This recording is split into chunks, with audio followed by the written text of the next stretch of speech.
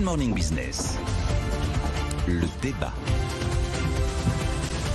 Un débat autour de cette étude de la Banque Centrale Européenne qui indique que plus de 40% des multinationales européennes envisagent de réduire leurs implantations en Chine, alors qu'elles n'étaient que 11% au cours des 5 précédentes années. Que se passe-t-il? Est-ce qu'il faut sortir de Chine, Nicolas Dose? Alors avant de donner une opinion, et je pense que je n'aurai pas forcément le même avis que Jean-Marc, les principaux enseignements de cette étude qui a été menée par la BCE. La BCE s'est tournée vers 65 très très grandes entreprises, des multinationales. Effectivement, vous le disiez, c'est l'une des conclusions, vous en avez 42% qui disent qu'elles vont ne plus implanter, il y a les sites de production d'un côté et les approvisionnements de l'autre. Il y a les deux aspects.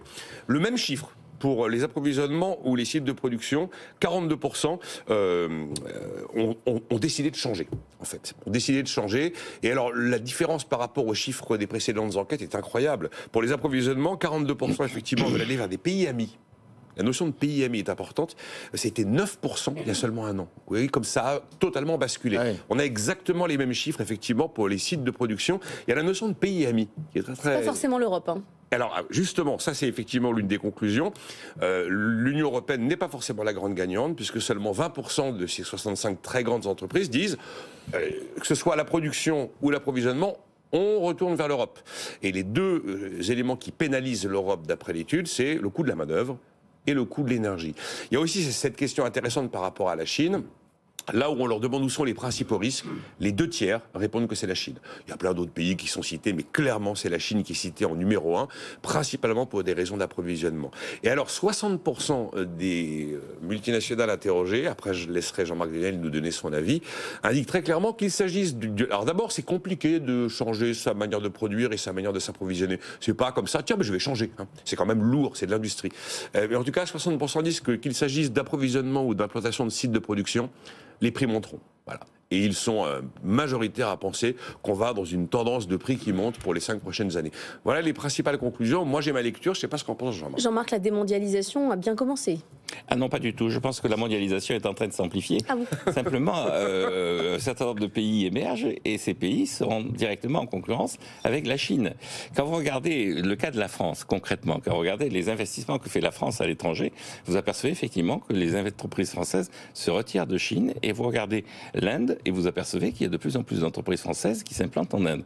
On a maintenant un stock et en plus, ce que dit l'INSEE, c'est que les statistiques sont minorées parce qu'il y a beaucoup d'entreprises françaises qui ne sont pas référencées comme étant françaises parce qu'elles ont leur siège social aux Pays-Bas ou en Suisse ou dans des endroits comme ça. Je pense à Stellantis, par exemple. Par exemple, je pense à Renault aussi, dont le siège social est à Amsterdam. Ouais. Et donc, quand on regarde, effectivement, on va de plus en plus vers l'Inde, on va de plus en plus vers l'Afrique. Et pourquoi on va vers ces pays? Pour 3 raisons. La première raison, c'est que ce sont des pays jeunes. Le problème de la Chine, c'est indépendamment du statut global du pays, c'est que c'est un pays vieux. Deuxièmement, en Afrique, c'est que, notamment en zone franc, vous avez de l'euro comme monnaie, donc vous avez une stabilité monétaire, alors que en Chine, vous avez un problème de taux de change et un problème de capacité à rapatrier l'argent que vous avez investi en Chine. Non seulement vous avez un problème de taux de change, mais vous avez aussi un problème de contrôle des changes. Et puis, le troisième élément, c'est que vous avez une sorte de sécurité juridique qui est en train de se perdre en Chine, avec, il y a quand même un certain nombre de chefs d'entreprise, certes, qui n'étaient pas des étrangers, qui étaient essentiellement des Chinois, mais qui ont quand même eu un sort et un destin qui était quand même assez violent. Parfois, ils ont disparu. Ils ont disparu, on ne sait même pas quel a été leur sort et leur destin, ce que vous n'avez pas, par exemple, en Inde. Alors après, effectivement, quand vous regardez vraiment dans les détails de l'endroit où on investit beaucoup aux États-Unis, on investit pas mal en Europe, mais je maintiens le fait qu'on aille de plus en plus vers l'Afrique et l'Inde, ça me paraît une bonne chose parce que grosso modo, il ne faut pas, alors ça rebondit sur le débat d'hier, je pense que nous n'avons pas intérêt à vider l'Afrique de ses talents, mais nous avons intérêt à la remplir de notre épargne, de nos investissements, de notre savoir-faire, pour utiliser sa jeunesse et ses capacités de croissance qui vont être très très fortes dans les années à venir. Donc vous dites la roue tourne, au fond la roue tourne. La roue tourne et donc on quitte la Chine pour aller vers d'autres, mais la mondialisation continue à s'amplifier. Il y a l'Inde dans les pays amis, Nicolas? L'Inde est quand même citée parmi les pays avec lesquels on prend un peu ses distances. Pas du tout au même titre que la Chine. Mais il y a les États-Unis cités aussi, donc c'est un peu... La suite des pays cités sur les pays vers lesquels on se pose des questions est un peu longue pour être vraiment révélatrice. Jean-Marc a le mérite de la constance. Alors je suis que partiellement d'accord avec lui. Je ne parle pas de fin de mondialisation, je ne crois pas du tout à cette histoire, mais je pense que c'est quand même la fin d'une époque. Et je pense qu'il y a un mouvement de régionalisation qui s'opère. Je pense que c'est effectivement un peu la fin du mythe de la mondialisation heureuse, des capitaux débridés, de l'argent gratuit, du CO2 gratuit, enfin, deux choses qui étaient gratuites et qui deviennent payantes.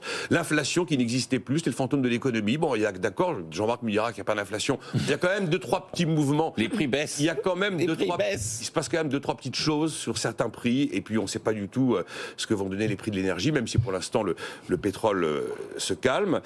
Et donc je pense qu'il y a quand même des choses qui sont plus les mêmes. Les phénomènes de nearshoring ou de friendshoring. On va se rapprocher de chez soi, pas forcément aller chez soi. On va quitter des pays qu'on considère comme un peu moins friendly. Et notamment, la raison de l'enquête de la BCE, c'est pays amis. Et on va vers des pays où on a un peu plus confiance. Je pense qu'effectivement, on a plus confiance dans l'Inde que dans la Chine. Mais à mon avis, il y a quand même une économie de la souveraineté qui est en train de voir le jour. Et je pense que la notion de proximité va devenir une notion aussi importante ou presque aussi importante que la notion de prix. Merci Nicolas. Mais demain, Dose. ce sera plus cher. Et Jean-Marc Daniel, ça sera plus cher.